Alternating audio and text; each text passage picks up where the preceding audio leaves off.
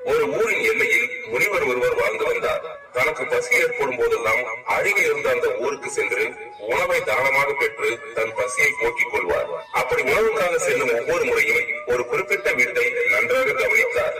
அந்த வீட்டில் மிகவும் ஏழ்மையான நிலையில் தாய், தந்தை, உடல் ஊனத்துடன் ஒரு மகன் என்று 3 நபர்கள் குடியிருந்தனர். அவர்களிடம் உணவு என்று முனிவர் கேட்கும் போதெல்லாம் அவர்களும் தங்களால் இயன்ற உணவை தானமாக தந்தார்கள். இதையெல்லாம் மனதில் நினைத்து பார்த்த முனிவர், இவர்கள் பெரிதாக பாவங்கள் எதுவும் செய்ததை போல் தெரியவில்லை, இருப்பினும் ஏன் இப்படி ஒரு ஏழ்மை நிலையில் இருக்கிறார்கள் என்று தினமும் அவர்களை பற்றியே சிந்திக்க தொடங்கினார். ஒரு கட்டத்திற்கு மேல் விடையை தெரிந்து கொள்ள இறைவனை நோக்கி பிரார்த்தனை செய்தார். அப்போது முனிவரின் முன் தோன்றிய இறைவன், முனிவரே, உன் மனதிற்குள் கேட்கின்ற கேள்விகள் எனக்கு புரிகிறது. ஒருவன் செய்கின்ற தர்மங்கள், பாவங்கள் மட்டுமே அவனுடைய வாழ்க்கையை முடிவு செய்வதில்லை, அவனுடைய எண்ணங்களும் சில நேரங்களில் அவனுடைய வாழ்க்கையை முடிவு செய்கின்றன என்று இறைவன் கூற முனிவருக்கோ ஒன்றும் புரியவில்லை. அதை உணர்ந்து கொண்ட இறைவன் முனிவரை அழைத்துக் கொண்டு அந்த ஏழையின் வீட்டிற்கு சென்றார்.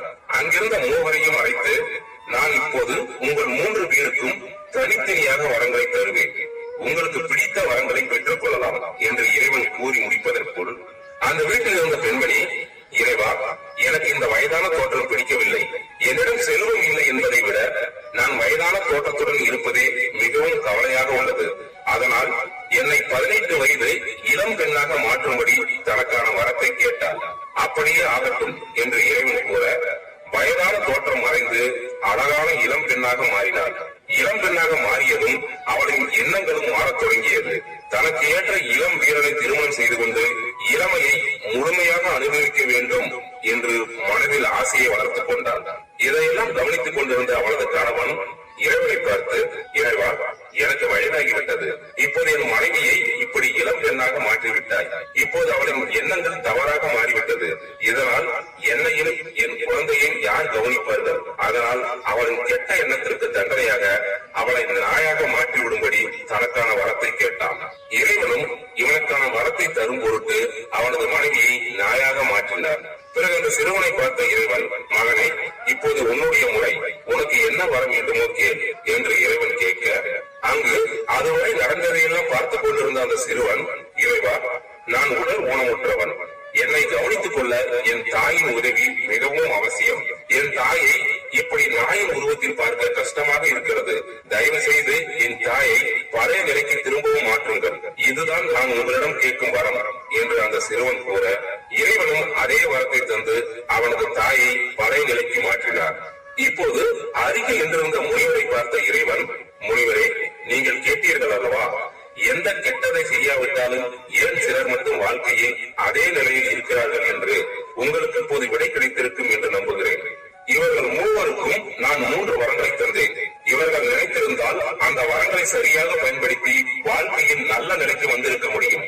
ஆனால் இவர்களின் எண்ணங்கள் அவர்களின் முன்னேற்றத்தை கெடுத்து 3 வரங்களை பயன்படுத்திய பிறகும் எந்த முன்னேற்றமும் இல்லாமல் பழைய நிலையிலேயே இருக்கிறார்கள். இந்த பெண்மணி தன் குடும்பத்தை விட தன்னுடைய இளமையும் அதனால் கிடைக்க போகும் உடல் சுகத்தையே பெரியதாக நினைத்தார். அதனால் தனக்கு வரம் கிடைத்தும் அதனை அனுபவிக்க முடியாமல் இவளின் கெட்ட எண்ணமும் அவளின் கணவனின் பழிவாங்கும் எண்ணமும் தடுத்து விட்டது.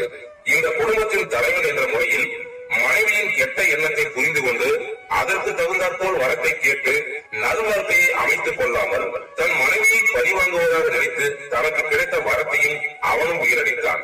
3வதாக அந்த சிறுவன், அவனை குறை கூறுவதில் எந்த நியாயமும் இல்லை, ஏனெனில் அவனுக்கு அவன் தாயின் உதவி தேவை, அதனால் மீண்டும் தன் தாயை தனக்கு கிடைத்த வரத்தால் திரும்ப பெற்றான். இங்கு பலரும் இவர்களைப் போலத்தான் தனக்கு கிடைக்கும் நன்மைகளை தங்களின் கெட்ட எண்ணங்களால் அதை தீமையாக மாற்றிக் கொள்கிறார்கள்.